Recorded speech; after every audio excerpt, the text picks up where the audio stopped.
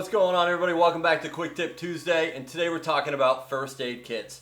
An often overlooked piece of gear in the community is a good, solid first aid kit. I know it was for us when we first started, so we went ahead and we built our own.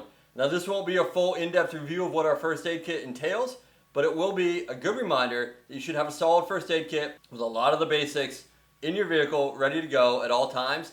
And I would also challenge you to let every family member know where you're going to be storing that first aid kit while you're out on your adventures and how to use every piece. For example, my 7 and 10-year-old know exactly how to use a tourniquet. Now there's some great companies out there that offer turnkey first aid kits, and all you have to do is unpack it out of the box, take a quick inventory, throw it in the rig, and it is good to go.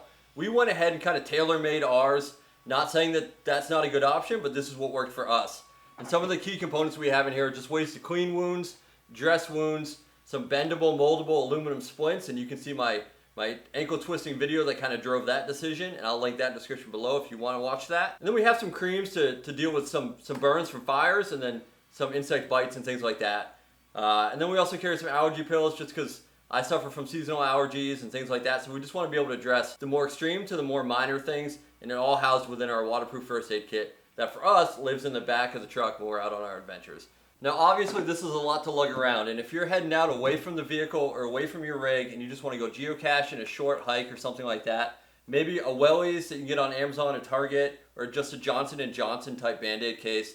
I'm not affiliated with any of these companies, but I will drop the links in the description below. With just some Band-Aids, some wound dressing, just something that allows you to get back to your bigger first aid kit and deal with the minor wounds that you could get while hiking or tripping over some roots or something like that. These are great options, lightweight, you can just throw these in your pocket. Now speaking of turnkey options, Amazon's got a whole bunch. I'll link some, including my Medic, down in the description below. Not affiliated with any of those, but I'll look for some promising ones. That makes it real easy for you just to click, order, and throw in your rig. I hope you guys have some safe and enjoyable adventures, and I can't wait to see you guys next Tuesday.